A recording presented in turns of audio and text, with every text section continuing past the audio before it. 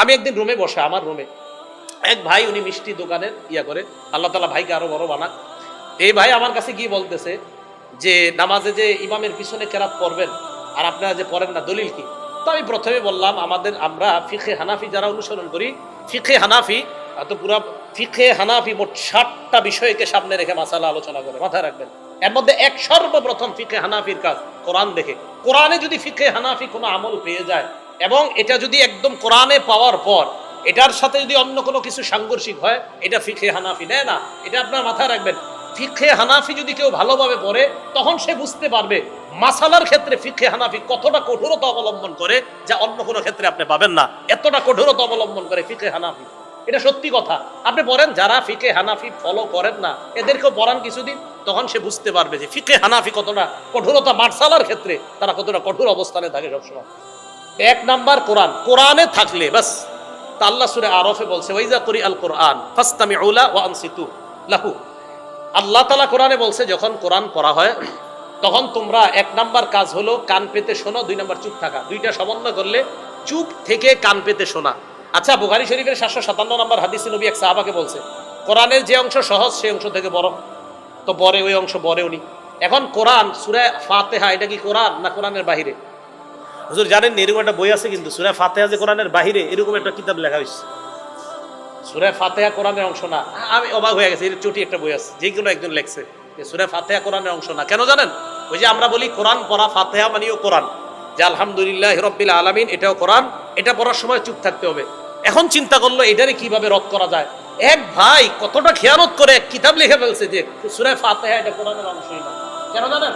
মানে বুঝাইতে চায় যে ফাতিহাটা কোরআনের অংশ না, অতএব ফাতিহার সময় ইমামও পড়বে তুমিও পড়বা, কারণ ফাতিহা তো কোরআন না, এটার সময় চুপ থাকা লাগবে না, এরকম বুঝাইছে।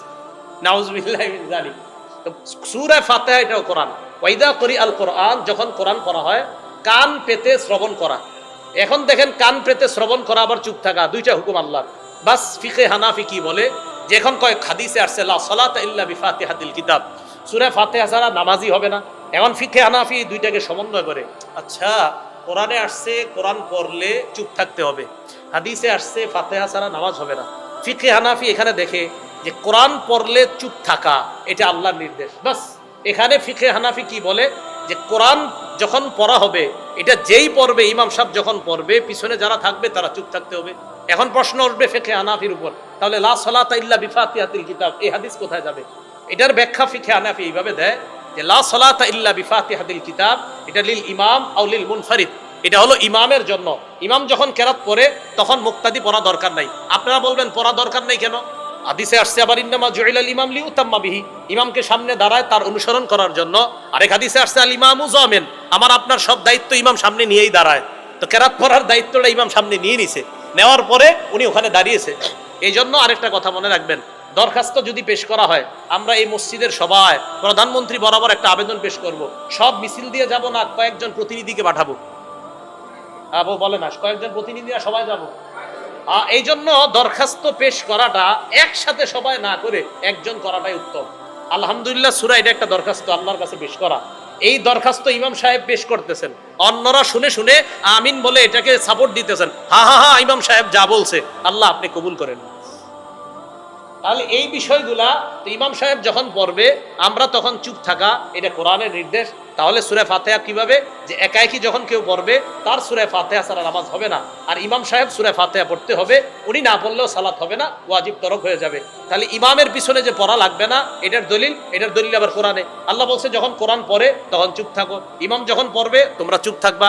আর ইমাম পড়লে আমরা যে পড়তে হবে না, আরো অনেক দলিল আছে যে ইমাম সামনে যায় তার অনুসরণ করার জন্য, ইমাম যা বলবে পিছন থেকে শুধু অনুসরণ করব। আরেকটা কি, ইমাম জামিন, আমাদের বিষয়গুলা জিম্মায় নিয়ে উনি সামনে দাঁড়ায়। এই জন্য এই বিষয়গুলা মাথায় রেখে কেরাত খলফাল ইমাম তথা ইমামের পিছনে যে কেরাত পড়া, ফিকহে হানাফি এটার সমন্বয় এইভাবে করে যে কেরাত পড়া হলেই চুপ থাকতে হবে। এবার আরেকটা প্রশ্ন দাঁড় করায় যে সূরা আরাফের গালেবান 204 নম্বর আয়াত মনে হয়, যে এই আয়াতটা যে নামাজের ক্ষেত্রে এটার দলিল কি? আল্লাহ একাধিক মুফাসসির, 1-2 না, অসংখ্য মুফাসসিরদের অভিমত হলো এই আয়াত এটা নামাজের সাথে সম্পৃক্ত। এই আয়াত এটা নামাজের সাথে সম্পৃক্ত। নামাজে যখন তেলাওয়াত করা হবে তখন চুপ থাকা, এটা মানতেই চায় না। ওই যে বললাম এক ভাই আমার কাছে আসার পর কয় জানি তো সূরা আরাফের দলিলটা দিবেন আমারে, কয় আমি আচ্ছা, তো সূরা আরফের দলিল দিলে সমস্যা কি? সূরা আরফ কি নামাজের ক্ষেত্রে? আমি কি ইন্না লিল্লাহ, কি বলেন? সূরা আরফ নামাজের ক্ষেত্রে না, এটা কি বলবেন? তাফসিরে তবারির লেখকের নাম জানেন? না বললাম তবারি কেন বললাম জানেন? তাফসিরে তবারিটা আবার আমাদের দেশের এক শ্রেণীর ভাই খুব ভালোভাবে এটা নেয়। তাফসিরে তবারিটা নেওয়ার অনেক কারণ আছে, আমি জানি কি কারণ। এটা আবার অনেকে নেয়, অনেকে মানে আমাদেরকে, অনেকে যারা সহ্য করে না তারা নেয়। আমি বললাম তাফসিরে তবারির লেখক যিনি, উনিও বলছে এই আয়াতটা ওয়াইদা কুরিয়াল কোরআন এটা নামাজের ক্ষেত্রে। হ্যাঁ, উনিও এই কথা বলছে। হ্যাঁ, উনি তো এই কথা বলছে। এখন উনি মানে উনি এই কথা বলছে, তখন আস্তে ধীরে কেমন জানি বলতে চায়, আরে উনি বললে হবে নাকি, নবীজি যেটা বলছে এটাই। এই হলো বিষয়গুলো আর কি। যাই হোক, আমি এই পর্যন্ত কিন্তু আমি কোনো শ্রেণীর নাম নিছি না, আমি নাম নেইনি, মানে বললাম যে বলে। এখন বলবেন যে কে বলে, তো যে বলে সে, কে বলে যে বলে সে, কি যে কয় এটা কি নবী, না নবীজি বলছে, এখন আর এই কথা শোনা যাবে না। এরপরে দেখেন আরো কিছু বিষয় থাকে আমাদের। এই যে লাইলাতুল বারাআত, এই লাইলাতুল বারাআতের ব্যাপারে এক ভাই আমার কাছে আসার পর কয় ওই রাত্রে যে হালুয়া রুটি এগুলা কি আছে? তো আমি বললাম না, নাই। তা ওই ভাই আবার প্রশ্ন করলেন, ওই রাতে হালুয়া রুটি বেজি বানানো হয়, সাপ বানানো হয় রুটি দিয়া, আরো অনেক আকৃতি, ঘোড়া, বাঘ, ভাল্লুক, এগুলা ঠিক? আমি না, ঠিক না তো। ওই রাতে যে গোসল করলে মাথার পানির চুল পড়লে, মহিলাদের চুলের এই পানিগুলা পড়লে প্রত্যেক ফোটায় ফোটায় নাকি ঝরে যায়, মকসুদুল মুমিনিন না আরো কিছু বইয়ের নাম লেখছে, এইগুলাতে আছে, এগুলো ঠিক? না, এগুলো তো ঠিক না। বলতে বলতে হঠাৎ আমারে বলে ফেলতেছি কি, আচ্ছা লাইলাতুল বারাত যে এটা ফজিলতের রাত, এটা ঠিক না? আমি হ্যাঁ এটা ঠিক। কে বলছে? আমি কই নাসিরউদ্দিন আলবানী রহমতুল্লাহ আলাইহি বলছে। তো যখন আমি বললাম নাসিরউদ্দিন আলবানী রহমতুল্লাহ, নাসিরউদ্দিন আলবানী বলছে? হ্যাঁ, নাসিরউদ্দিন আলবানী রহমতুল্লাহ বলছে। হুজুর শিওর আপনি নাসিরউদ্দিন আলবানী বলছে? আমি তো ভাই সত্যি নাসিরউদ্দিন আলবানী বলছে। শোনেন, নাসিরউদ্দিন আলবানী আমাদের দলিল না, আমাদের দলিল আল্লাহর রাসূল। এই কথা বলতে যে আমি দেখেন এটা এটা এটা উনি এই সত্যি উনি এই কথাটা বলছে। তা আমি বলি যে হাদিস সহি দুর্বল, এটা তো কোনো না কোনো ইমাম বলছে, ঠিক না? তাহলে এই ক্ষেত্রে তো ইমামদের কি আমরা মানি, এটা সহি, এটা দুর্বল, এটা হাসান, এটা হাসান লি জাতি, এটা হাসান লি গায়রিহি, এটা মুনকাতি। এই হাদিসগুলো তো আমরা কোনো ইমামরাই ফলো করি। তো আমি বললাম সহি বলা দুর্বল বলার ক্ষেত্রে কি উনি ইমাম ফলো করেন না?